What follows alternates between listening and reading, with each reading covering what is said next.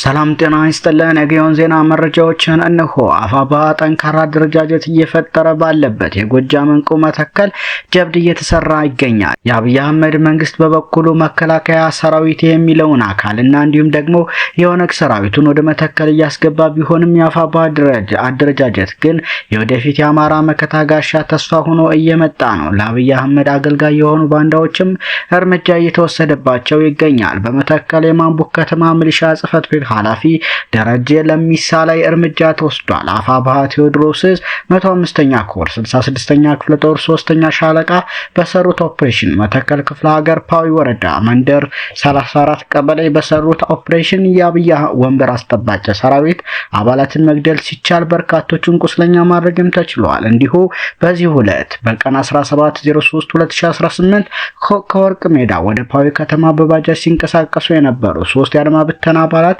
በቁጥጥር ስር ውለዋል። እነሱም ገኔ ሽታውን፣ ተሻለ አረጋ፣ ደርበው አስማረ ሲሆኑ በሌላ ዜና የቴዎድሮስ 105ኛ ኮር 66ኛ ክፍለ ጦርና 5ኛ ሻለቃ አባል የሆነ ጀግና ፋኖ መተከል ክፍለ ሀገር ዳንጉር ወረዳ ማንቡክ ከተማ ሰርጎ በመግባት የማንቡክ ከተማ ሚሊሻ ጽሕፈት ቤት ኃላፊ የሆነውን ደረጀ ለሚሳን ጨምሮ 2 አድማ ብተና አባላትን በመግደል ሲችል 2 አድማ ብተናን በማቁሰል በድል ተመልሰዋል። እንዲሁ 66ኛ ክፍለ ጦር ጊዜያዊ መንግስት በይፋ ስራ ጀምሯል። የአፋብኃ ቴዎድሮስ 105ኛ ኮር ከ66 ክፍለ ጦር ጊዜያዊ መንግስት አመራሮች ጋር ጥልቅ ውይይት አድርጓል። በ66ኛ ክፍለ ጦር የጃዊ ወረዳ፣ ፓዊ ወረዳና ዳንጉር ወረዳ ጊዜያዊ መንግስት አመራሮች የእርስ በርስ ትውውቅ ተግባርና ኃላፊነት በቀጣይ የስራ አቅጣጫዎች ዙሪያ ሰፋ ያለ ውይይት በኮርና ድርጅት አመራር አማካኝነት አድርገዋል። በውይይቱም ከ3 ወረዳዎች ማለትም ከመተከል ዞን ፓዊና ዳንጉር እንዲሁም ጃዊ ወረዳ የብልጽግና ወረዳ የተቆጣጠረውን የቀበሌ መዋቅር ሙሉ በሙሉ ማፈራረሱ ይታወቃል። በመተኮም የፋኖ ነፃ ወረዳ በማስፋት ጊዜያዊ መንግስት መዋቅር ከዋና አስተዳዳሪ ጀምሮ እስከ ቀበሌ ሸንጎ መዋቅሩ ሰፊው ማህበረሰባችን በደስታ ማዕበል ይገኛል በማለት የወረዳው አመራሮች አስተያየታቸውን ሰጥተዋል። እንዲሁ ግዙፉ ላስታ ሳምነው ኮር ታላቅ ድል ተጎናጽፏል። አፋብኃ ምስራቅ አማራ ቀጠና ምኒልክ ዕዝ ላስታ ሳምነው ኮር በዛሬው ዕለት ከ35 በላይ የአገዛዙ ሰራዊትን በመደምሰስ ከ40 በላይ የሚሆኑ የአገዛዙ ሰራዊትን በማቁሰል ታላቅ ድል ተጎናጽፈዋል።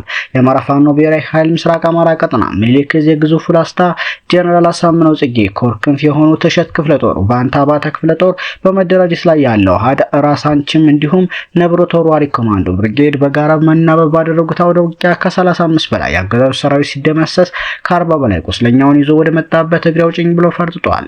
የአገዛዙ የሰሜን ምስራቅ ዕዝ የ65ኛ ክፍለ ጦር እና የ61ኛ ክፍለ ጦር ሰራዊት መነሻውን ከላስታ ወረዳ ሸምሻሃ ቀበሌ ላሊበላ አየር ማረፊያ ከተማ በማድረግ የእሸት ክፍለ ጦርን አፍናለሁ በሚል አጉል ምኞት ወደ ገለሶት ቀበሌ በመጓዝ ላይ እንዳለ ክፍለ ጦሩ ቀድሞ በደረሰው መረጃ መሰረት ከኮራችን ክፎች ከሆኑት ሌሎች ክፍለ ጦሮችና ብርጌዶች ጋር በመናበብ በጠላት ላይ ኪሳራ አርሰውበታል። በዚህ ውጊያ ላይ እሸት ክፍለ ጦር በልዩ ስሙ እገርፋ ተካይ መንደር ማዶ ራምፓ ተብሎ በሚጠራውን ቦታ ሸፍና የተዋጋች ሲሆኑ በአንታ አባተ ክፍለ ጦር ራሳንችም ክፍለ ጦር ነብሮ ኮማንዶ ብርጌድ በጥምረት በመሆን ከላሊበላ ከተማ ወደ ጋሽና የሚወስደውን አስፓልት መንገድ በተለምዶ በርታ ግራኛምባ ቻይና ካምፕ ድረስ በመዘርጋት ጠላትን ሲያረግፉት ውለዋል። ህዳር 17 ቀን 2018 ዓ.ም ከቀኑ 5 ሰዓት እስከ አመሻሽ 9 ሰዓት ተኩል ከ4 ሰዓት በላይ በፈጀ ትንቅንቅ ከ35 በላይ ጠላት ኃይል ሲደመሰስ ከ40 በላይ ቆስለኛ ማድረግ ተችሏል። በዚያ ወደ ውጊያ ጠላት የእሸት ክፍለ ጦርን ለማፈናቀል የመጣ ቢሆንም ባላሰበውና ባልጠበቀው መንገድ ራሱ ታፍኖ በወገን ክንድ ሲቀጠቀጥ ውሎ ወደ መጣበት ሸምሻሃ ቀበሌ ላሊበላ አየር ማረፊያ ፈርጥጦ ተመልሷል።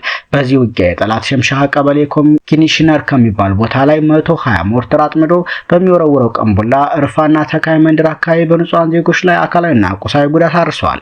በትናንትናው ዕለትም የዚሁ ኮር አካል የሆነችው ማረጉ ተማረ ክፍለ ጦር በአገዛዙ ሰራዊት ላይ አካላዊና ቁሳዊ ኪሳራም አድርሳለች ሲል የአፋብኃ ምስራቅ አማራ ቀጠና ምኒልክ ዕዝ ላስታ ሳምነው ኮር ሚዲያና ኮሙኒኬሽን ክፍል ኃላፊ ፋኖ ጋር ደረበ መኮንን ገልጿል።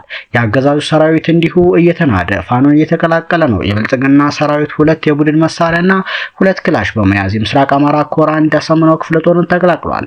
የፋሽስቱ ብልጽግና አገዛዝ ሰራዊት የ104ኛ ኮር 16ኛ ክፍለ ጦር አባላቶች 1 ስናይፐር 1 ብሬንና 2 ክላሽ በመያዝ አገዛዙን በቃም በማለት ከነሙሉ ትጥቃቸው ምኒልክ ዕዝ ምስራቅ አማራ ኮር አንድ ሳምነው ክፍለ ጦርን ተቀላቅለዋል። የክፍለ ጦር አመራር ደማቅ አቀባበል አድርገውላቸዋል። ሰሞነኛ መረጃዎች እነኝን ይመስሉ ነበር።